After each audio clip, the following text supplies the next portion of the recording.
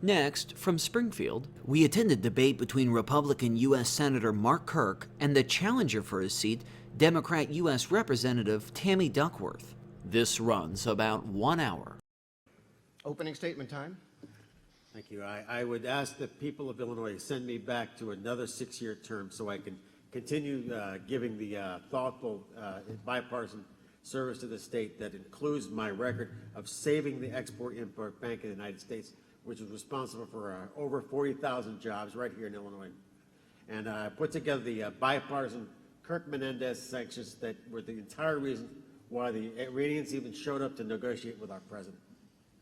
And I would say that I've laid the groundwork for making sure we have some of the best environmental protections. We're banning sewage dumping in the Great Lakes to protect the source of the drinking water for 30 million Americans. Thank you, Senator. Congresswoman Duckworth, 90 seconds. Well, thank you so much for letting me be here today. I'm so proud to be highlighting University of Illinois at Springfield, world-class university. You know, as I've traveled the state, I see so many working families that are like mine. My dad was laid off when he was in his 50s, and there's so many working families that hear the economy is getting better, but they don't see it in their hometowns. What they see are steel mills shutting down, auto plants shutting down, people getting laid off, struggling, trying to make ends meet. I see college students who don't know how they're going to afford to go to college.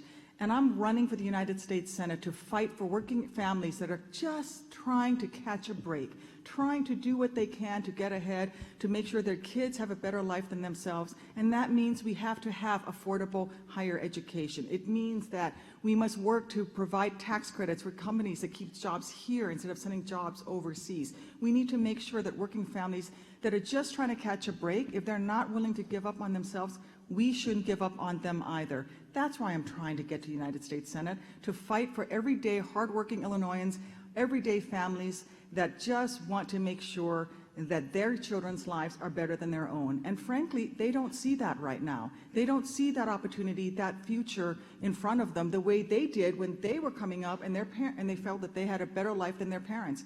Send me to the United States Senate. I will work hard every single day for the working families of this state. I know what it's like because my family went through it. I went through it. Thank you. Thank you, candidates. We now begin with the questioning from the panelists. The first question will be answered by Congresswoman Duckworth first. Bernie Schoenberg, your question.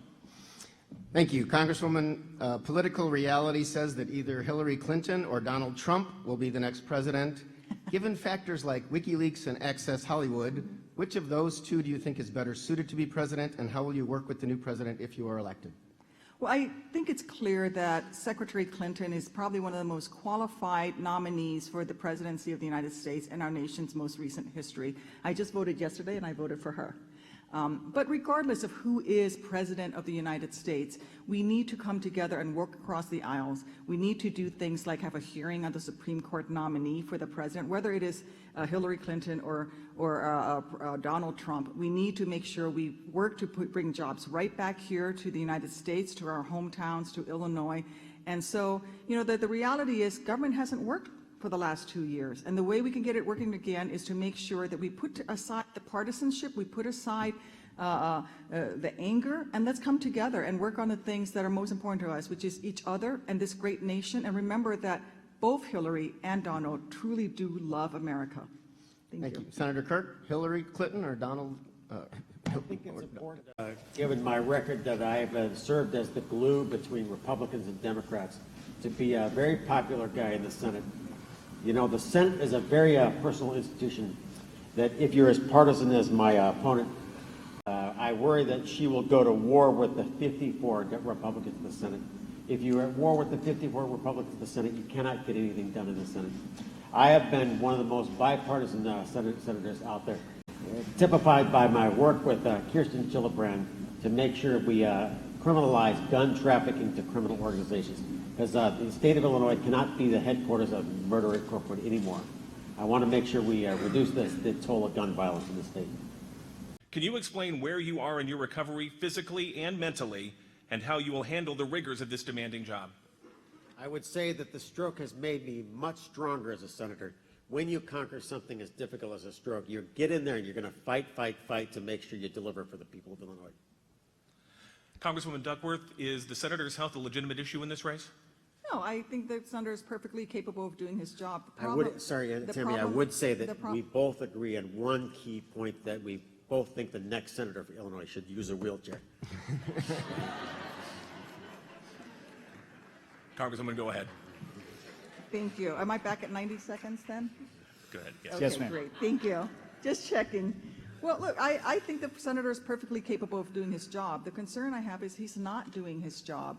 The fact of the matter is he touts his leadership on Merrick Garland and the Supreme Court nomination, but he met with Merrick Garland in March. He said he called on his colleagues to hold a hearing, but nothing has happened. It's October.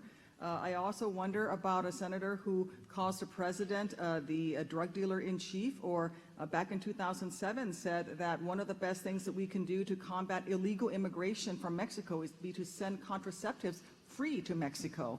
These are not solutions that help. And frankly, even his recent votes, he voted against the Equal Pay Act for women and called it the most sexist legislation ever. He voted against allowing students to refinance student loan debt. He even traveled to China and told the Chinese not to invest in America because we were not a good bet. These are not all the hallmarks of a senator who's looking out for the people of Illinois. And the people of Illinois deserve someone who's going to fight for them every single day. Because let me tell you something. When I was in Granite City and I met with steelworkers who were laid off 2 days after Christmas, they didn't want to hear that their senator had gone to China and told the Chinese not to invest in America. What they wanted was a senator who's going to fight for them every single day, and I will be that person because I've lived their lives. I've been on food stamps. I've relied on student loans. I still am paying off student loan debt. I know what it's like, and I think that it's time we have a senator who does his job. Senator, 30 30 second seconds if you choose. I would say that when we talked about drug dealers, that I strongly oppose the $400 million ransom payment that the president made in cash to the Iranians, even after he certified that they are the state sponsor of terror. Those drug dealer words are not mine. They're the words of the European Union. Remember, the European Union canceled the printing of the 500-euro note because they said it. Most of the payment in $400 million was in 500-euro notes. If you do the math there, 800,000 500-euro notes were in that payment. They canceled the printing of the 500-euro note because the European, and this is to quote them directly, they said the note was too involved in drug dealing and terror. Thank you, Senator. Our next question comes from Jordan Abadea. Congresswoman Duckworth will answer first. Congresswoman, you are facing a lawsuit right now from former employees who worked under you when you were the director of the Illinois Department of Veterans Affairs. They claim there was retaliation after claims of abuse and corruption were brought to light.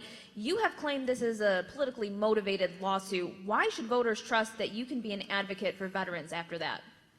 Well, from the first day that I woke up in Walter Reed on my hospital bed, I've been working on veterans issues. In fact, I got into politics because I met then Senator Barack Obama, who was on the Veterans Affairs Committee, and as a patient, I was calling him and Senator Durbin saying, look, we're not doing right by our vets and we need to do more.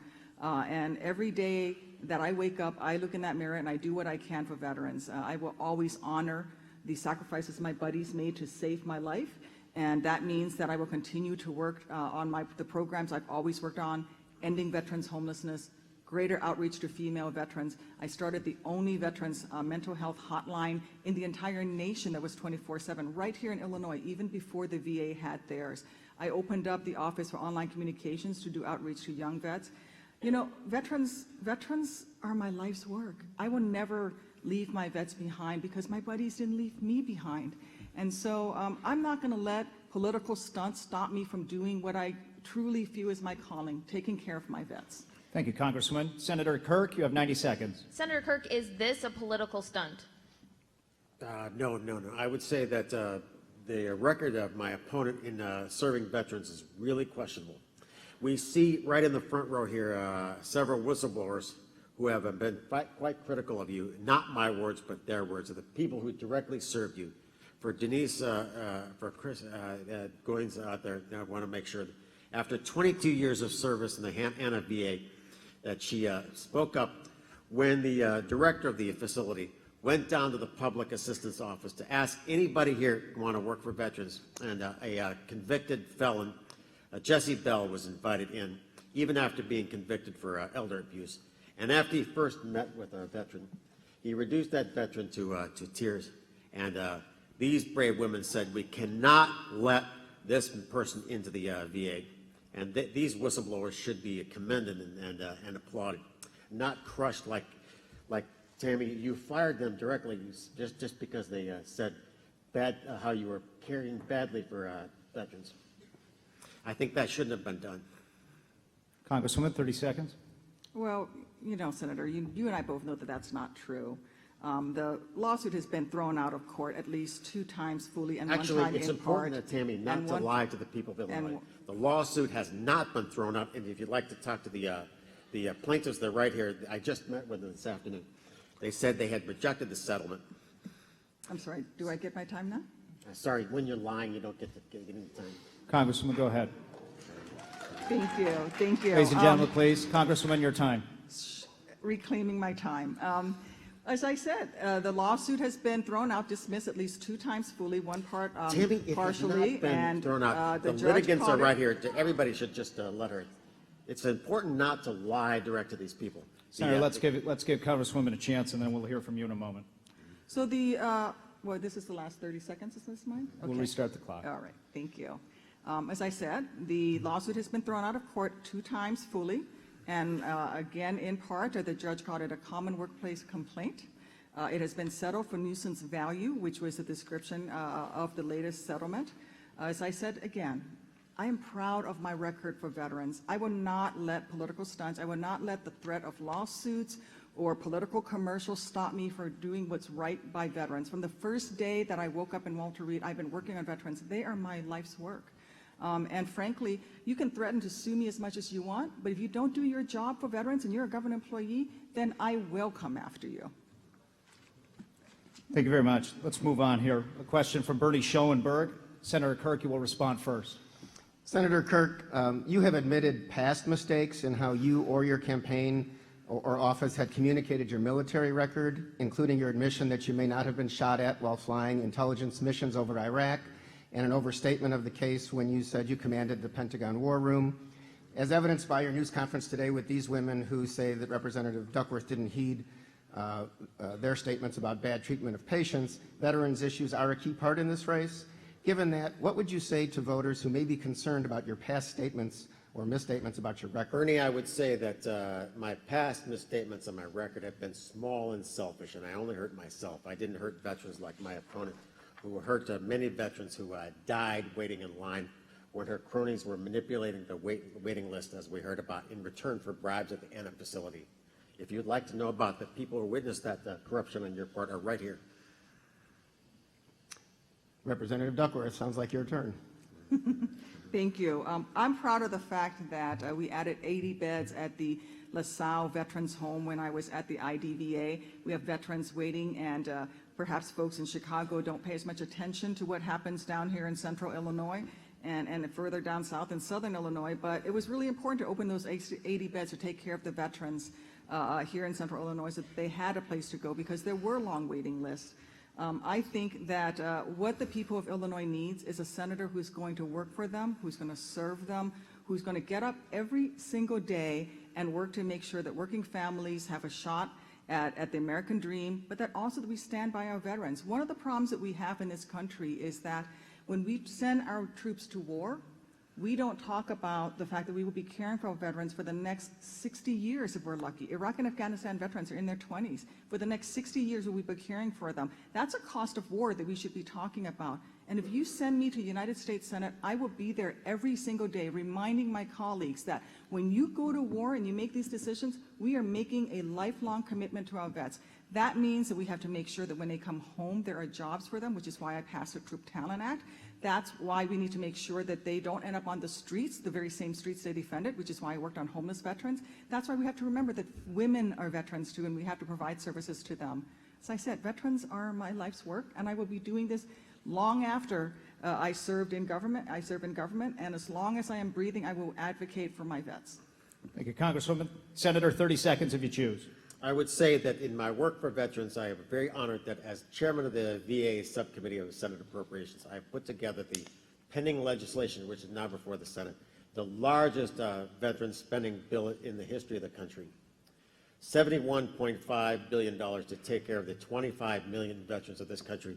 In my work for the veterans of the state, I was able to put together the Naval Hospital Great Lakes with the North Chicago VA. And because it's a joint Navy VA facility, I would argue that it's now the best VA in the country. If you look at that best VA in the country, when you look at all the corruption of the U.S. Department, I didn't have problems ever like my opponent had when the Inspector General of VA went after her, when she wasted $5.1 million on a treatment program to make sure that Veterans Outreach could be Senator, that's time. Thank you very and much. no one showed up for her program. Thank you, Senator. We'll move on to the next question from Jim Leach. Congresswoman Duckworth will be first to respond. Jim? I want to move from veterans issues to active duty military. As America battles the Islamic State group, do you support the increased use of American boots on the ground in places like Iraq and Syria? If not, what would your strategy be for the defeat of ISIS?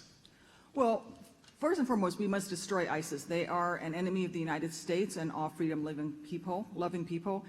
They are butchers and they are criminals. I support the use of drones and smart airstrikes, surgical airstrikes, but I do not support further sending of American troops to foreign lands to fight ISIS unless the American people has authorized it. You know, one of the problems we have right now is that we have American troops serving overseas that Americans don't even know about. Do you know that there are 5,000 Americans on the ground in Iraq right now supporting the Iraqi military as they fight to take over Mosul? An important job, but the American people need to know that. More importantly, our men and women in uniform deserve to have the full support of the American people behind them, and they can't have that if we don't know who's over there. So while I support the U.S. taking a lead and going after destroying ISIS, I want to make sure our allies do their part. This is their backyard. Where Saudi Arabia is stepping up. Part of their policies is what created ISIS in the first place. Where is all of our allies who should be taking the lead, and that's going to be the focus of my policies. Thank you, Congresswoman. Senator Kirk, 90 seconds. The best way to defeat ISIS is to use Iraqi troops and boots over ground. By that, with us serving as the Air Force for the Iraqi government. As they move towards Mosul, I hope that when they enter pockets of opposition, the United States Air Force can take care of it for the Iraqi government. It's much better to take care of this problem with Islamic troops who speak Arabic that are from the area. And I think with that, the current policy is the right way to go in defeating ISIS. Congresswoman, 30 seconds if you choose. I think the senator has just called for use of more United States Air Force over these areas. And my concern there is that having been a downed aviator behind enemy lines fighting for my life, I know that when you send additional aircraft, you also need additional pathfinders on the ground, you need additional search and rescue on the ground, you need additional logistics. If we're going to do that, then the American people deserve to have an understanding of what we're committing ourselves to. This is not a decision Congress can just make on its own or that the administration should make on its own. We need to do this with full knowledge of American people if that's the decision we think we need to do. Thank you very much. We move on to the next question from Bernie Schoenberg. Congresswoman Duckworth, first to respond. Congresswoman. I'm sorry, I right. slipped up. Pardon me. That's okay. This will be Senator Kirk, first to respond to Jordan's question. All right. Last week, an Army sergeant from Fairview, Illinois, was killed by enemy forces in Kabul. It's a stark reminder that U.S. foreign policy in the Middle East does continue to have critical consequences for Americans and American families. And ISIS isn't our only problem. So do you, Senator, have a long-term policy for what you think American influence should be in the Middle East? And the long-term policy to support the elected government of Iraq, to make sure that we do it with boots over ground. I understand that you need people that are called JTACs sometimes to guide our forces to hit the right targets. I think that's the best way to do it. With a minimal U.S. presence and special forces and training like the President is doing, I have not heard that, Tammy, you opposed the President's current policy. I didn't know that. Congresswoman? Well, I think that the U.S. does need to have a role and a leadership role in the Middle East, and that means that we must force our allies to do their jobs. Holding the Iraqis accountable and leading the fight in Mosul is incredibly important. But we also have other allies who need to step up. In the attack on Mosul right now, for example, the Peshmerga, which are the Kurdish forces that are fighting, I mean, some of the bravest fighters I've ever had personal privileged to witness, are fighting ISIS on one front, but our Turkish ally and NATO allies attacking them from the rear. We need to hold our allies accountable and make them work together with us. This is where we exert influence, but we don't need to be sending troops over there right away. But any type of an engagement that we participate in, for example, in Syria, I think needs to include removal of Assad. He is a butcher. He has killed and murdered scores of innocents. But we can't do it on our own. And I want to be in the Senate. You know, my family has served this nation in uniform, going back to the Revolution. I'm a daughter of the American Revolution. I've bled for this nation. But I still want to be there in the Senate when the drums of war sound, because people are quick to sound the drums of war, and I want to be there to say, this is what it costs. This is what you're asking us to do. And if that's the case, I'll go. Families like mine are the ones that bleed first. But let's make sure the American people understand what we are engaging in, and let's hold our allies accountable, because we can't do it all. Senator Kirk, 30 seconds to rebut. I had forgotten that your parents came all the way from Thailand to serve George Washington.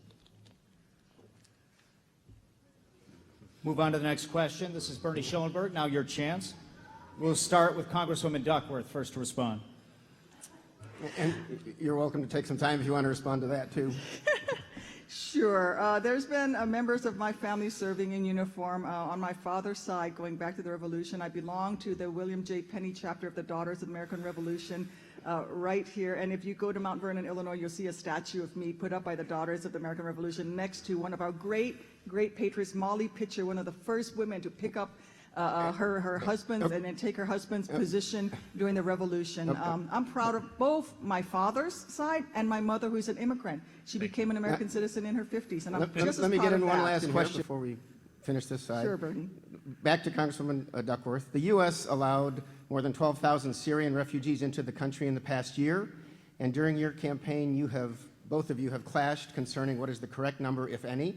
Senator Kirk has also suggested a safe zone in Jordan as an alternative location for those from war-torn Syria.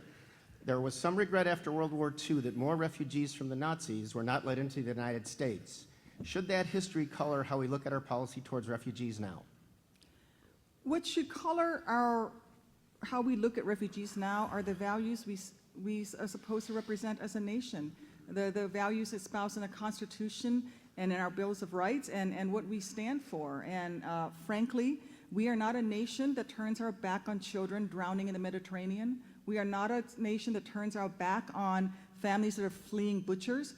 We need to do what the directors of the FBI, CIA, Homeland Security, and State Department say we need to do, which is invest more money in their ability to vet the refugees who are coming here. But once they're here, we should embrace them, because what makes America great is that diversity. I witnessed us doing right by the Vietnamese boat people after Vietnam, and I think that we can lead. And more importantly, I'm not going to leave people to grow up in refugee camps who will grow up to be the next generation of insurgents who shoot down American helicopters like the one who shot me down. We are endangering Americans when we send out the message that we hate Islam, that we will turn our back on the weakest and vulnerable, and that we will not uphold the very values that we espouse. And yes, Thank you, the very Congresswoman. values my family fought to establish in the Revolution. Senator Kirk. I would say that there's a big difference between Congresswoman Duckworth and I on the refugee issue, or the Syrian refugees. I would note that the director of the FBI, James Comey, said a common sense thing, that he cannot deploy FBI agents throughout the Syrian civil war to collect intelligence on all the refugees. And the director of national intelligence, General Clapper, has also said there is no database to check these people. Congresswoman Duckworth can tell you some palaver about how the administration got on top of their guys and said, you got to say that there is vetting there, when even these brave, good servants of the president have said there is no database to check against the Syrian refugees. Remember, the policy that I would recommend is similar to the policy the president adopted with regard to Iraqi refugees. When the FBI found that Iraqi refugees in Bowling Green, Kentucky were leading an effort to become a terrorist cell, the president wisely decided to delay the Iraqi program and find out more about these people. There's a basic common sense point here.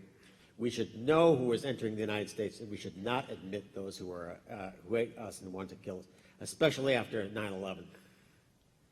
Congresswoman, 30 seconds, I guess. Well, I'll just quote the various newspapers that have said that the senator is misquoting the FBI director. He actually says that we can fully vet the refugees, and I would actually support more funding for the FBI, the CIA, Homeland Security, and Department of State for vetting refugees. But more importantly, one of ISIS's biggest tool is propaganda on the internet that tells the world that America hates Islam, that we will turn our backs on people from Islamic countries, and we simply cannot feed into that by turning our backs on people just because of their religion. And we can do better, and we can certainly vet more, but we can't turn our back and go back on who we are as a nation. Thank you, Congresswoman.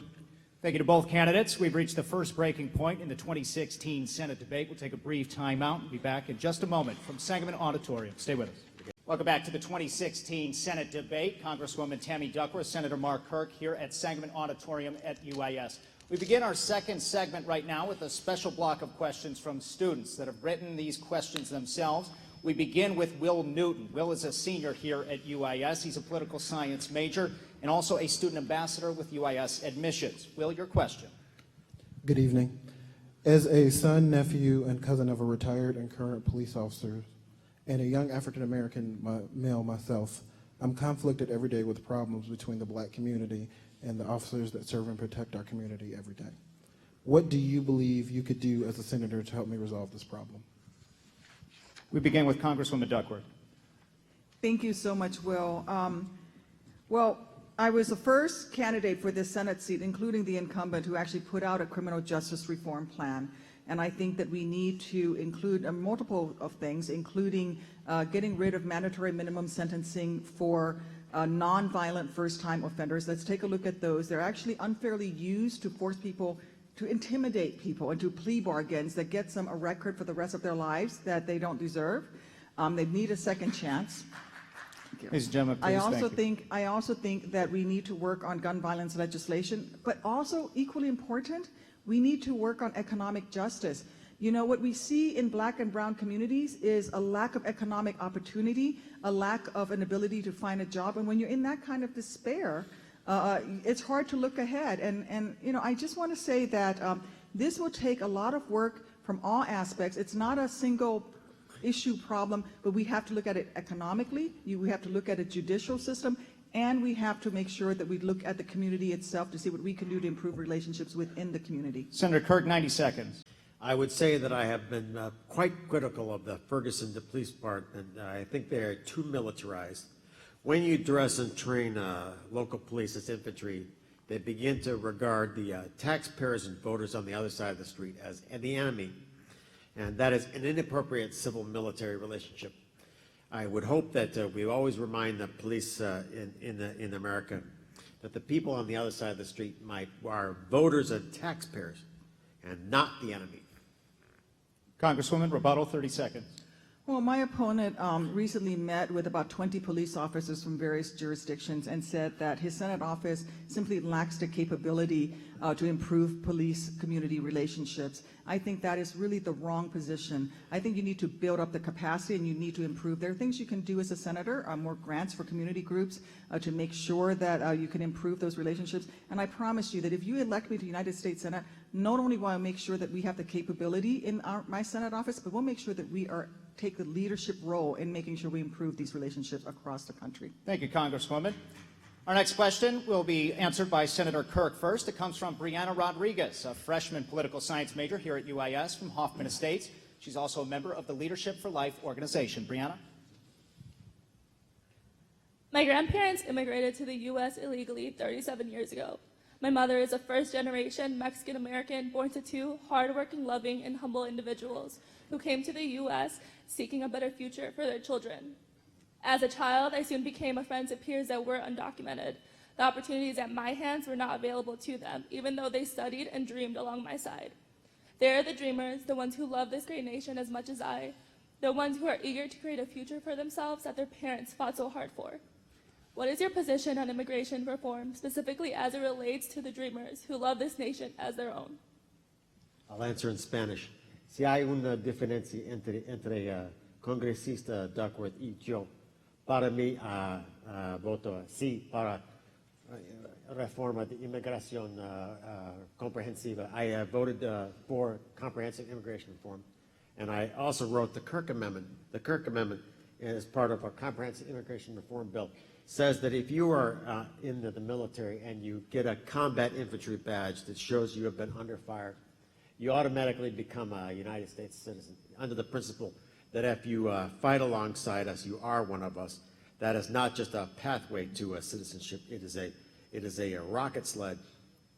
That key provision, I think, is necessary to build the bipartisan spaces to expand the support of Republicans and Democrats for immigration reform, to bring the 525,000 people who are undocumented in the state out of the shadows, to lay down permanent roots and to make sure they can build a new life for their families, knowing they're not going to be deported. I would say that, Senator, we have time. We'll give you a chance to rebut in just a moment. 90 seconds for Congresswoman Duckworth.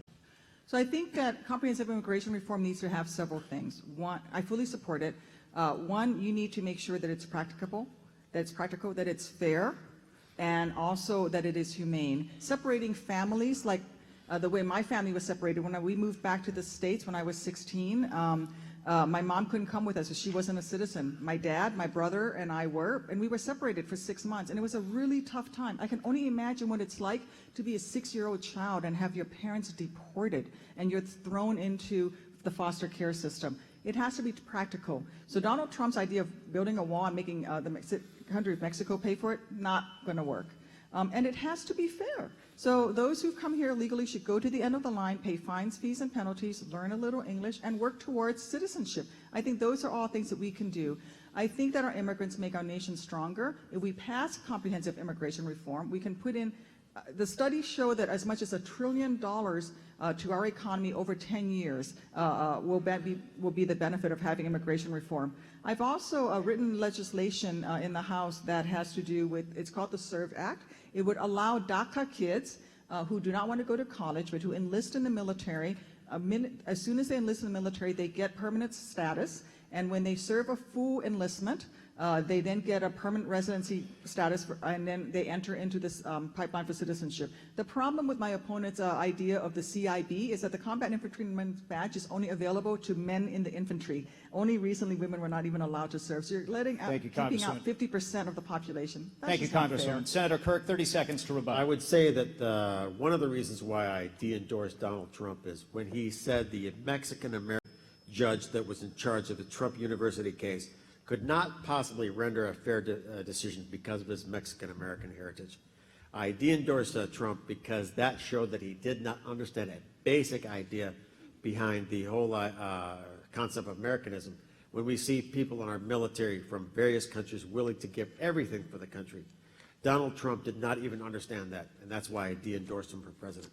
Thank you, Senator. Our next question comes from Anna Geegan. Anna is a senior at Rochester High School and the intern at The Voice. Anna? Since Illinois adopted the Common Core in 2010, testing has shown that students have fallen behind on meeting the standards set in the program. What is your position on Common Core, and what do you think the federal government can do to improve public education? Congresswoman, you're first to respond. Thank you. Well, I think that there's quite a lot the federal government can do. I'm proud to have voted for ESEA, which changed and the rules that came under No Child Left Behind. I think that one of the problems we have with Common Core is that there's not enough local input from local educators and local parents, and it really cuts out that portion. And I think that it's important for us to have a standard across this nation. You know, I want a young person graduating from school in Louisiana to have as good an understanding of the basics as Brianna will graduating from high school in Hoffman Estates, my hometown. But we need to make sure that also that there's local input. And I feel that at the federal level, we need to lead by example. When I heard during the sequestration that our schools were going to be cut 8.3% across the board in terms of funding for students with special needs, I cut my own pay. I turned back in $10,000 of my own pay that year. I was the first member of Congress to do that. There was only a handful of us that did it, about 3 of them, and I can tell you that the senator did not do that, but it doesn't matter. It's about making sure that we live up to what we say we're going to do in terms of leadership, and we can do better by our students. Thank you. 60 seconds. Senator Kirk, you have 90 seconds. I do not support Common Core and have strongly backed full funding for the special education program in the United States under the IDEA Act.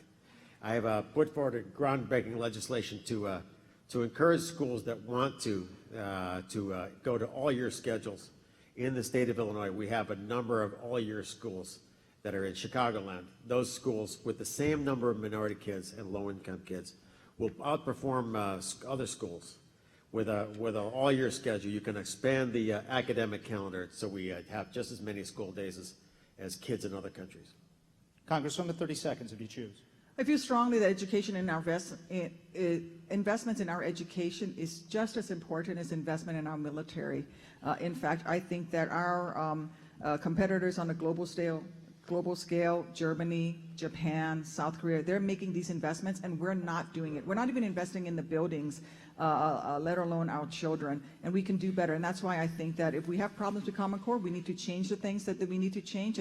But let's make sure we get more parental input, more input from the educators who are in the local community so that there's some flexibility there as we educate our kids, and let's support it at the federal level. Thank you very much.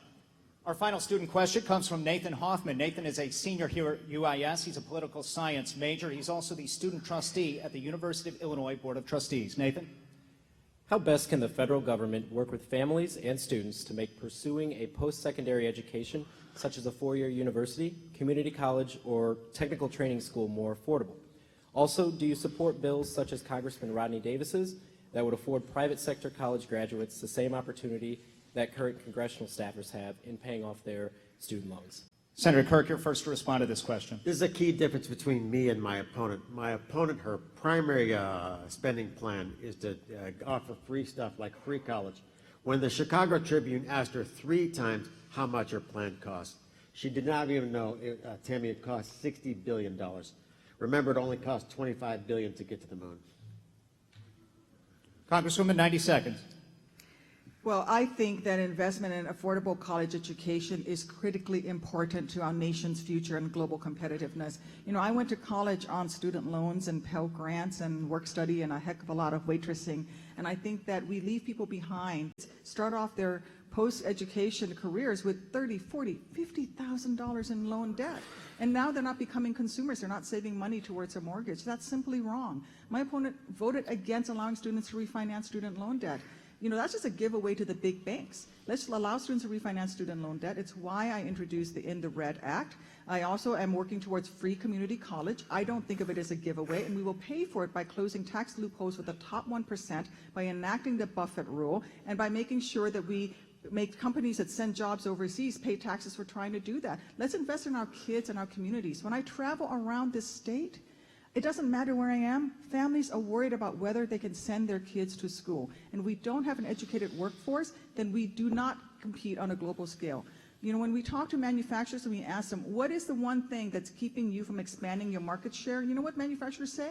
Lack of a trained workforce. And yet we turn our backs on students. We are mortgaging our future. We can't afford to do that. I disagree with my opponent. I don't think it's a giveaway. I don't think it's a handout. I don't think it's an entitlement. I think it's an investment in America to allow students to be able to afford to go to college. Thank you, Congresswoman. Senator, you have 30 seconds to rebut. There's a difference between the two of us. She wants to spend more and tax more and borrow more and pushes it even farther in the red. I want to spend less and tax less to make sure that we can fix this economy. When you don't even know how much your signature spending program costs, it's an example of everything that's wrong with Washington. We as citizens of Illinois have a duty to protect the people of this country from the kind of economics that have collapsed the economy in the Puerto Rico, of Greece and Puerto Rico. We got to make sure that we run our government in a way so that there's no financial collapse. Thank you, Senator. Time is up. I thank all the students for your questions. I appreciate that. We now move on to the panelist questions in Section 2. Jim Leach will ask the first question. Congresswoman, you'll be first to respond. Jim? The Obama administration generated controversy with federal rules requiring schools to let transgender students use the restrooms and locker rooms that correspond with their gender identity. What should federal law and policy mandate regarding protections for transgender individuals? Well, I think we should extend all protections for transgender individuals for all types of both sexual identity and orientation. In fact, this is something that I've been working on in my House district. We, in fact, in District 211 have a young transgender student who wanted to change in the girls' locker room. And she was afraid to change in the boys' locker room because she was afraid of being bullied. And the student, her parents, the girls, and the girls' parents and the school and the Department of Education, which has some clear guidelines, came to an agreement to resolve the situation. Now, the problem is there are ultra-conservative forces out there, not even involved in the school district, who are trying to oppose this. I think our kids are vulnerable. I think as they're growing up, this is a tough time, and we should provide equal protection under the law to everyone, regardless of their race, their gender, their religion, their orientation. Let's live together and invest in each other and understand that we're all people and we all deserve protection. Thank you, Congresswoman. Senator Kirk, you have 90 seconds. Ladies and gentlemen. believe that I'm very proud of my record on gay rights, that I was endorsed by the Human Rights Campaign over my opponent, who is a Democrat. It's very unusual for a Republican to get that HRC kind of endorsement. And I've also backed the Equality Act with Senator from Oregon to make sure that we can make sure we equalize the #1 Civil Rights Act of our time. Congresswoman, 30 seconds to respond. Well, you all know what election year politics are like, right? I actually have a 100% voting record with the with HRC. My opponent only has a 76% voting record, just barely passing. And so this is election year politics. The year before, when he wasn't up for election, he actually had a voting record in the 30s. You can count on him to vote the right way for you when he's in an election year, but the rest of the time he's he's straight line, votes along his party, and you can look at his voting record. I've had a 100% voting record with HRC, and I'm proud of it. Let's move on to Jordan Evadea's question. Senator Kirk, you'll respond first. She has so arrogant. Senator, let's wait for the next question, please. You can use that time however you want, Senator.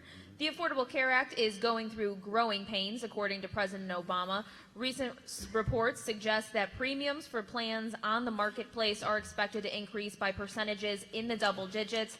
But millions of people now have health insurance, and popular aspects of the law are things like allowing dependents to stay on your coverage until they're 26 and covering those with pre-existing conditions. So what do you think needs to be done with the Affordable Care Act? And if you want to replace it, please explain with what? 60 seconds, Senator Kirk.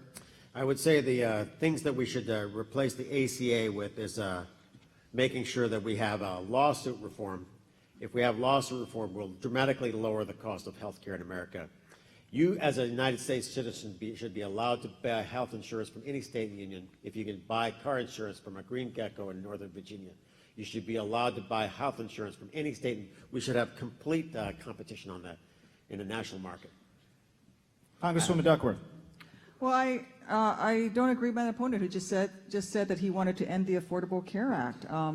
There are problems with it, and we need to fix it.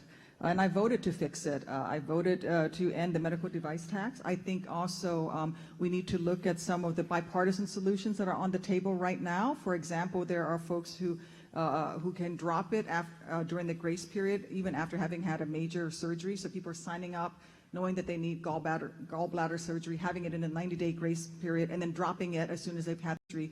One of the common sense bipartisan things that you can do is to actually just say, if you have a procedure, then you just keep the insurance through the whole year. What I'm not willing to do is to put people out on the streets to fend for themselves with health insurance companies. It's simply not acceptable. And I think that women shouldn't pay more for their health insurance, and they don't under the ACA. I think people with pre-existing condition, I have a pre-existing condition, shouldn't have to fight insurance companies to be covered. You know, my opponent he's all about privatization. He voted twice to privatize Medicare, and Medicare as we know it, and put senior citizens like my mom out on the streets with a $600 voucher to go find her own health insurance. That's not the solution. Let's not put Americans out on the streets. Let's fix the problem, and there are bipartisan solutions to do it. And if you send me to the United States Senate, I will work in a bipartisan way to fix it, because I've already done so in the House. Thank you. Senator Kirk, 30 seconds if you choose. Let's just look at what Bill Clinton said about the Obamacare Act. He said it was crazy, and he was correct. Once we have a 50% increase for people in Illinois and much less choice, that's not good. If we are raising costs and lowering choice, that we are heading in the wrong direction. Our next question for the panelists comes from Bernie Schoenberg. Congresswoman Duckworth will respond first. Bernie? Congresswoman, it's clear from some television ads I saw that the Iran nuclear deal has been a point of contention in this race. Please tell us your opinion of the deal and why your position is best for the national security of the country. Sure. Well, Iran, I ended up voting for the Iran nuclear deal because from the evidence that was shown to me, Iran was a pre-nuclear state within months, just a few months, in fact, of gaining nuclear power, nuclear capability, and the Iran nuclear deal. I think that we do have to watch out for the increased funding that Iran now has and bulk up our support against terrorism to include our support for our greatest ally in the Middle East, which is Israel. I think this is where we have to come up with a bipartisan solution. I, in fact, voted to increase funding for the Iron Dome program in Israel, for example. But this is where my opponent has not made decisions that have made sense. I mean, he signed the letter to the Ayatollah to undermine our own nation as we were engaged in the negotiations. He said that the letter would bounce off their turbans and called the President Barack Hussein Obama. These are not the words of a fitting of a United States senator at a time when we're dealing with a potential nuclear crisis. Thank you, Congresswoman. Senator Kirk, you have 90 seconds. One of my proudest achievements in office has been building the bipartisan consensus behind Iran sanctions. I took the Senate to 2 votes on Iran. I got the votes of every single Democrat, including Bernie Sanders, on that point. That without those sanctions, there would have been no reason for the Iranians even to come to the table to negotiate with the president. The worst thing that we can do is condemn the next generation of Americans to cleaning up a nuclear war in the Persian Gulf. I think that when we see what happened when the president sent over $30 billion in sanctions relief to the Iranians, the first thing that the Iranians did was announce the creation of their own foreign legion to destabilize Yemen and Lebanon and Iraq. When we look at the future of policy there, we look at a resurgent and dangerous Iraq and Iran. When you see that the State Department, right after the money showed up, they issued a warning to American citizens to be aware that some Iranians might want to take you hostage. I think we should run our policy in a way that there's never going to be a price on the head of an American. You should be allowed to travel to any country that you want. Thank you, Senator. Congresswoman, you have 30 seconds to rebut if you choose. Well, I don't understand the incumbent, my opponent's policies on Iran, because he says he doesn't want a nuclear war there, yet he voted against a deal that actually stopped Iran from becoming a nuclear state. He wants Iran to not have nuclear weapons, and yet he tried to introduce legislation that prevented Iran from divesting itself of the heavy water that it needed in order to run a nuclear program. So we're talking about somebody who says that he wants to get rid of nuclear weapons in Iran, and yet is doing everything he can to make sure they maintain the capabilities, and that's simply not in the best interest of the United States. Thank you, Congresswoman. Time is up. Move on to Jim Leach. Jim, your question will be answered by Senator Kirk first. Jim? Senator, what specific steps should be taken to ensure the solvency of entitlement programs like Social Security and Medicare? The best plan out there for the overall federal budget comes from the President's Budget Commission. It's called the Simpson-Bowles Plan.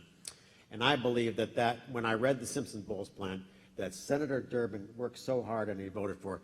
My opponent took the position of the far left and says that Durbin voted incorrectly on that.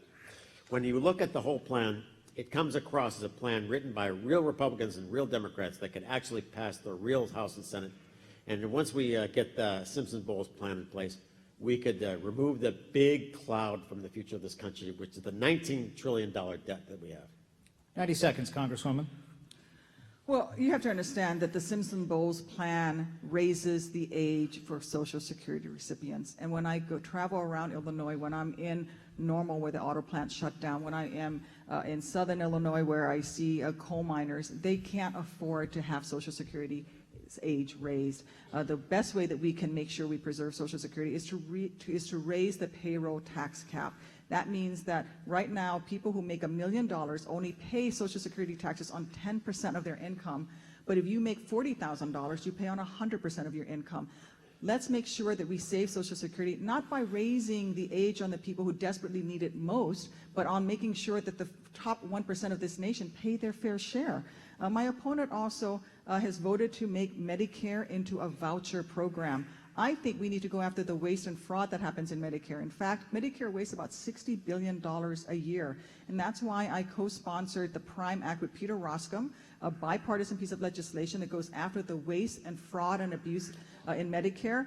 Let's get that $60 billion back, and we can do it in a bipartisan way. We are doing it. Parts of the bill have passed, and I want to get to the Senate to make sure we pass more of it so that we can ensure that Medicare is there for the long term. My mom and probably your grandparents do rely on Social Security and Medicare, and let's not abandon our senior citizens. Thank you, Senator Kirk. 30 seconds. My mother is also on Social Security and Medicare, and I think the whole reason for being a fiscal conservative is to make sure we have enough money to honor the promises that we have to America's seniors. If we continue the current policies of borrowing from Social Security, then every senior in America knows when we overspend, we threaten their long-term economic viability. That we gotta adopt policies like I've been advocating to spend less, tax less, borrow less, and get us out of the red.